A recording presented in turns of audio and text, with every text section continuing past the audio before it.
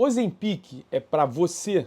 Nesse vídeo a gente vai falar um pouco sobre os fenótipos da obesidade e como você conseguir se classificar dentro desses parâmetros vai fazer com que você realmente atinja a imagem sua de que você sempre sonhou e com isso você consiga ter uma saúde melhor, porque a obesidade, infelizmente, é uma doença que precisa ser tratada e junto dela a gente tem muitos malefícios à saúde. Então vamos lá. Primeiro vamos entender o que é a obesidade. Segundo a OMS, a obesidade é quando você atinge um peso excessivo com ganho predominante de gordura corporal. Então aquela pessoa que já tem uma quantidade de gordura excessiva, principalmente próxima à região do tronco, da barriga, essa pessoa se impõe nela maior risco de doenças cardiovasculares e doenças metabólicas e até mesmo câncer. Então, emagrecer nesses casos é extremamente necessário para uma melhor saúde.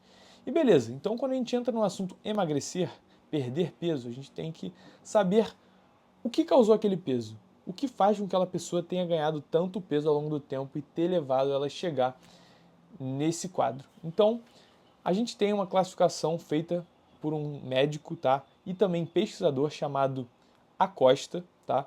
E ele fez um estudo que ele dividiu em 4 tipos os tipos de fenótipos da obesidade, que seriam classificações que levariam a explicar quais são as causas do porquê aquela pessoa ganhou peso. Então vamos lá. Primeiro eu vou falar os quatro fenótipos, como eles são explicados dentro dessa classificação desse médico, que é muito aceita, e depois eu vou passar para quais são as intervenções para cada tipo de fenótipo. E note, tenta observar, enquanto eu falo, em qual você se enquadra mais, tá bom? E só para lembrar, esse cara, no estudo que ele fez, ele pegou aproximadamente 1.000 pessoas e dessas 1.000, mais ou menos 900 estavam dentro em um desses quadros. Então, 9 a cada 10 estão dentro desse parâmetro, tá? E dessas 9 que estão, 3 delas podiam ser mais de um fenótipo. Então, assim, você vai ouvindo aqui, talvez seja um pouco mais de um pouco mais de outro, seja apenas um ou uma mistura de todos eles juntos. Então, isso pode acontecer, mas é importante que você ouça e tente entender aonde você se enquadra. Então, vamos lá. O primeiro tipo é o que a gente chama de cérebro faminto, que é aquela pessoa que come, come, come, come e parece que a saciedade nunca chega nela. Ela simplesmente chega numa churrascaria e não para. Ela vai, vai, vai, vai, vai. É como se a sinalização, a saciedade dessa pessoa tivesse sido bloqueada e o que leva, a longo prazo, o ganho de peso. Então, ele apelida isso de cérebro faminto, tá? Ou hungry brain, que seria em inglês o termo correto, tá? E nada mais é do que um erro na sinalização cerebral dessa pessoa, tá bom? Então esse é o primeiro tipo. Se você se enquadra, guarde na memória. O segundo tipo a gente chama que é o intestino faminto, que é aquela pessoa que faz uma refeição boa, com uma quantidade boa, que saciaria qualquer outra pessoa que você tem em volta, mas indeterminado naquela pessoa ou em você, aproximadamente 1 a 2 horas depois, parece que ela não comeu nada. O estômago dela estão vazios, então ela quer comer novamente. É aquela pessoa que come muito em muitas refeições. Então, parece que aquela pessoa come e não tem saciedade, come e não tem saciedade. É diferente da primeira, que come, come, come, come, come, come e nunca tem saciedade. Essa pessoa, o que acontece? Ela come, para de comer porque está cheia, mas logo depois ela já apresenta a saciedade. Então ela até se sacia no curto prazo, mas no longo prazo essa saciedade não se mantém, tá?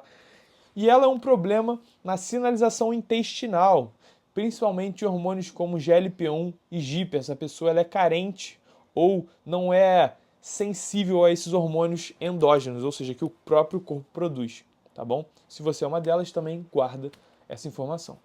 A terceira delas é aquela pessoa que tem aquela fome emocional. Então, eu acho que todo mundo aqui se enquadra um pouco, porque, por exemplo, está um pouco mais ansioso, tem um estresse de trabalho, está mais preocupado com alguma coisa na vida. Essa pessoa desconta esse estresse, desconta essa tristeza, desconta essa felicidade em comida, tá? Isso faz com que ela ligue o prazer alimentar a uma regulação emocional.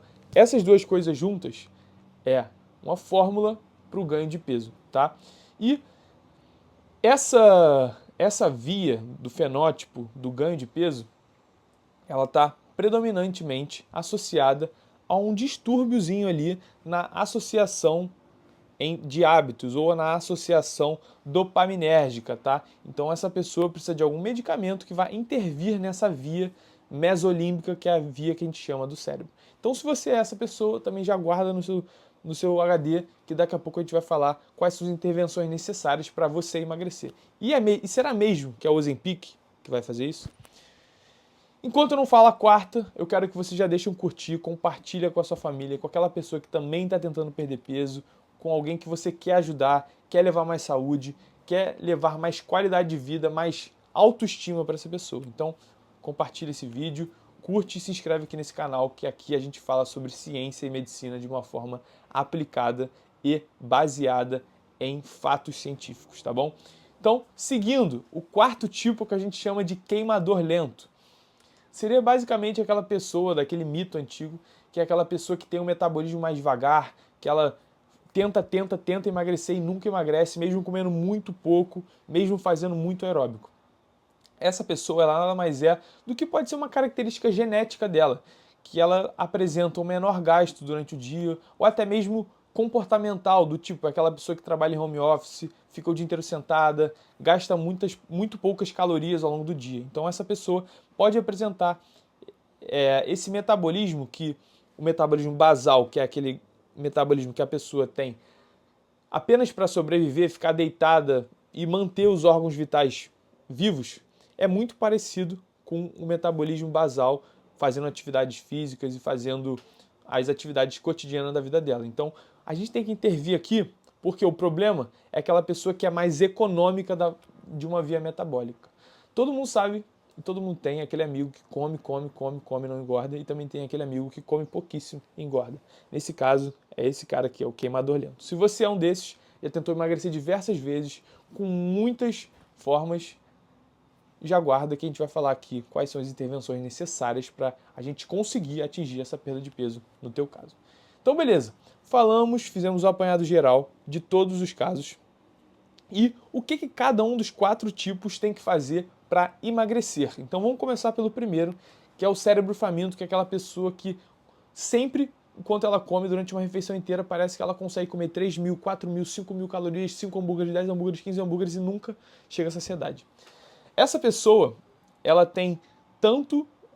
precisa tanto de intervenções comportamentais como intervenções farmacológicas para a gente conseguir chegar na perda de peso adequada. Começando pelas intervenções comportamentais. Primeiro, essa pessoa ia se beneficiar de fazer um jejum intermitente, com no máximo 2, com muito esforço, 3 refeições por dia, tá? E com alto consumo de fibra. Mas por que isso? Porque essa pessoa, quando ela vai restringir a janela alimentar dela, ou seja, se ela comia por 16, 18 horas do dia dela, sei lá, acordava às 6 da manhã, comia até 10 da noite. Todas as vezes que ela comia uma refeição, ela consumia uma quantidade estúpida de caloria. Então a gente restringe essa janela alimentar, é isso que o jejum intermitente faz, ou seja, a gente bota essa pessoa para comer de meio-dia até as 6, 7 da tarde, e aí ela vai fazer 2 ou 3 refeições nesse intervalo, que vai ser suficiente para a gente conseguir que ela mantenha um consumo calórico não muito alto, tá? Essa é a primeira intervenção. Segundo, eu quero que essa pessoa coma uma alta quantidade de fibras, tá? Por quê? Porque isso vai começar a tentar sinalizar para o cérebro dela que ela está cheia e a gente vai tentar redimensionar esse sistema de saciedade no corpo dela. Terceiro, eu também acho muito interessante essa pessoa fazer terapia, que é a terapia cognitivo-comportamental, para ensinar essa pessoa a se alimentar, a quando ela comer, sentir o gosto da comida, comer com calma, não usar o celular enquanto come, aprender que aquele processo gera saciedade. Isso só vai ser feito com a ajuda de um psicólogo e principalmente os psicólogos que são especialistas em TCC, tá?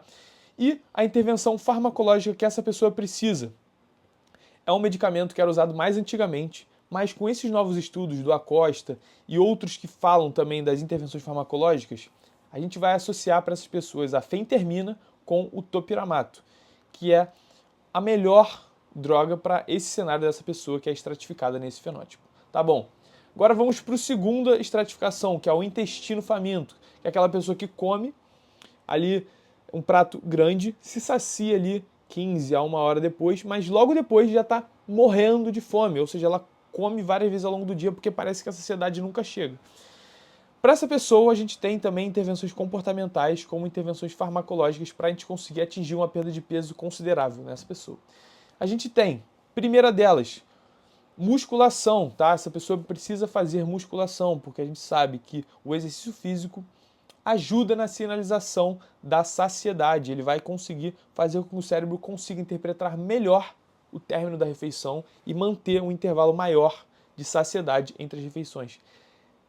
Segundo fator que a gente precisa fazer nessa pessoa, como ela vai usar uma substância que eu ainda vou falar, que pode levar à perda de massa muscular, é interessante que a gente associe também ao alto consumo de proteína, mas não é um alto consumo que não esteja dentro do parâmetro de saúde, é um consumo adequado. Pelo menos 1,6 gramas por quilo. Então, se a pessoa tem 50 quilos, que ela consuma pelo menos 80 gramas de proteína, tá? Eu posso fazer um vídeo depois sobre o que seria uma quantidade de proteína adequada para longevidade, para saúde e para hipertrofia, para evitar essa perda de massa muscular. Ninguém quer ficar com a bunda caída, com a barriga toda flácida, com o braço mole. Todo mundo quer um corpo não apenas saudável, mas também bonito, estético, que agrada quando você se vê no espelho. Então é importante que você faça musculação e consuma proteína para não perder massa muscular durante esse processo de emagrecimento. E o remédio para essa pessoa, que é o título do vídeo, é o Ozempic e o Mounjaro, são os análogos do GLP-1. A tirzepatida, que é o Mounjaro, ele é um fármaco mais moderno, mas nessas pessoas que parece que nunca sentem saciedade depois das refeições, tem um intervalo menor de saciedade durante as refeições, são nessas pessoas que vai funcionar melhor o Ozempic e o Mounjaro. Essas aqui vão se beneficiar demais, tá? Isso aqui é o padrão ouro para o tratamento desse fenótipo. Vamos para o terceiro fenótipo, que é aquele cara que tem uma fome emocional. O que a gente tem que fazer com essas pessoas que têm dificuldade ou associam algum sentimento ao ato de se alimentar? A gente tem que fazer principalmente duas coisas, sendo uma comportamental e uma farmacológica. A comportamental nada mais é do que terapia cognitivo-comportamental. Ir ao psicólogo e trabalhar essa questão de deixar de associar o ato de comer com o prazer ou com a regulação emocional. Essa pessoa precisa trabalhar isso e entender que o alimento não pode servir como uma descarga ali de estresse, uma descarga de ansiedade, e isso vai, ao longo do tempo, causando um ganho de peso. Então, se a gente tira esse hábito dessa pessoa, é provável e muito mais factível que ela tenha uma perda de peso, tá?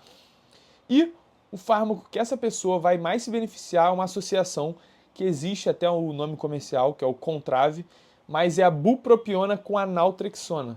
Esses dois remédios juntos vão fazer uma sinergia e vão fazer com que essa pessoa consiga aprender muito mais rapidamente, junto da terapia, obviamente, de uma dieta adequada, de que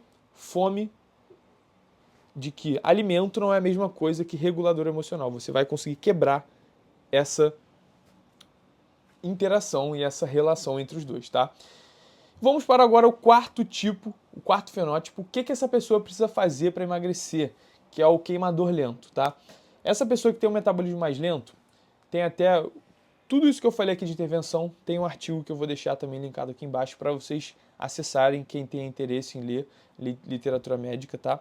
Mas essa pessoa vai se beneficiar principalmente de intervenções comportamentais e de alguns suplementos, tá? Essa pessoa não necessariamente vai precisar de um remédio, mas ela precisa de comportamentalmente fazer musculação para a gente tentar aumentar o gasto calórico dela em repouso, quando ela tendo mais músculo, gastando mais energia para movimentar um corpo que é mais pesado, que tem mais massa muscular. A gente precisa que essa pessoa faça o que a gente chama de HIIT, que é treinamento de alta intensidade intervalado. É aquela atividade que você sobe muito a sua frequência por um tempo, 30 segundos que seja, fica 1 minuto de descanso ativo caminhando e repete isso várias vezes. Faz 10, 15, 20 ciclos disso. É o HIIT. Essa pessoa precisa fazer pelo menos 4 vezes na semana HIIT. 4 vezes é um número excelente. É um treino curto que demora ali aproximadamente 15 minutos a 20 minutos. Você consegue terminar. e é interessante que você faça 4 vezes na semana ele. E, além disso, para você estimular esse metabolismo a gastar mais calorias, é interessante que a gente entre com substâncias termogênicas, substâncias que aumentem o gasto calórico dessa pessoa. A mais conhecida de todas é a cafeína, mas a gente pode usar a cafeína, a ioimbina, outros fitoterápicos que têm substâncias estimulantes. Pode usar o Morozil, que é aquela coisa que dá aquela agitação, aquele calorão, faz a pessoa suar mais. Então, existem diversos termogênicos utilizados e liberados pela Anvisa para que nós, pacientes e nós médicos, consigamos prescrever para você e você acelerar esse metabolismo. Mas mais importante que o termogênico é você fazer HIIT, fazer cardio e fazer musculação, porque a gente vai conseguir aumentar esse gasto calórico e fazer com que, junto com uma dieta adequada e déficit calórico, você emagreça, tá bom? E por que eu falei sobre isso esse tempo todo? Por que um médico ou um paciente tem que saber dessas classificações? Esse cara Acosta, por que ele fez esse estudo? Porque ele via que ele dava Ozempic para umas pessoas e algumas delas não tinham ganho de peso que era igual ao de outras. Então, ele começou a classificar as pessoas. E quando ele estratificava, ele botava, por exemplo, ele percebia que uma pessoa era mais intestino faminto e ele dava Ozempic. E ele comparava com uma pessoa que era mais, por exemplo, cérebro faminto e dava Ozempic. Sem classificar essas pessoas nesses quadros, a cada de 100 pessoas, só 30 conseguiam atingir pelo menos 10% da perda de peso. Então, de 100, só 30 atingiam a perda de peso quando você não classificava essas pessoas nos 4 fenótipos. Mas, quando ele classificou e ele dividia em tratamento, então, pô, esse aqui é intestino faminto, vou dar Ozempic. Ah, não, esse aqui é cérebro faminto, eu vou dar fentermina com topiramato. Quando ele fazia essa classificação, de 100 pacientes, 80, ou seja, a maioria deles, e mais que o dobro do sem classificação, conseguiam atingir pelo menos 10% da perda de peso em um ano. Ou seja, é pelo menos 10%. Alguns emagreciam 10%, outros 20%, 30%, 40% da perda de peso atingida em um ano. Então, com esse sistema, com esse estudo, com essa classificação, a gente conseguiu ser muito mais assertivo e fazer com que as pessoas emagrecessem com mais qualidade, e não só com mais qualidade, mantendo o peso e com mais saúde no longo prazo. Tá bom? Esse vídeo foi muito bom de ser gravado e é muito importante que vocês, pacientes, saibam disso e levem para o médico de vocês.